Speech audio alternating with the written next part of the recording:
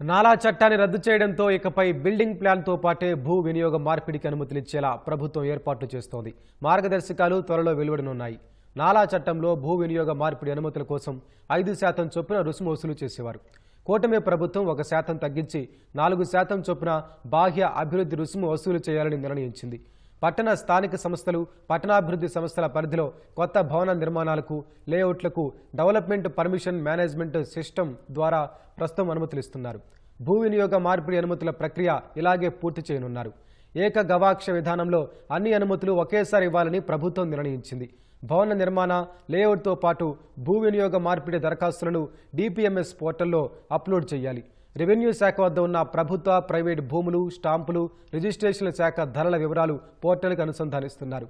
దరఖాస్తులు పరిశీలించి మొత్తం భూమి విలువపై రుసుము విధిస్తారు. నకిలీ దస్తావేజులు పెట్టి భూ వినియోగ మార్పిడి అనుమతులు తీసుకుంటే వాటిని గుర్తించి రద్దు చేయడంతో పాటు దరఖాస్తుదారులపై చట్ట ప్రకారం చర్యలు తీసుకుంటారు. వివాదాస్పద భూముల్లో నిర్మాణాలకు అనుమతులు తీసుకున్నట్లు వచ్చే ఫిర్యాదులపైన అధికారులు క్షేత్రస్థాయి పరిశీలిస్తారు. దరఖాస్తుల నుంచి వసూలు చేసే బాహ్య అభివృద్ధి రుసుములో పురా నగరపాలక సంస్థలు, నగర పంచాయతీలు, పట్టణాభివృద్ధి సంస్థలు, గ్రామ పంచాయతీలకు ఎంతెంత చొప్పున కేటాయించాలన్న విషయమై ప్రభుత్వం తుది నిర్ణయం తీసుకోనుంది.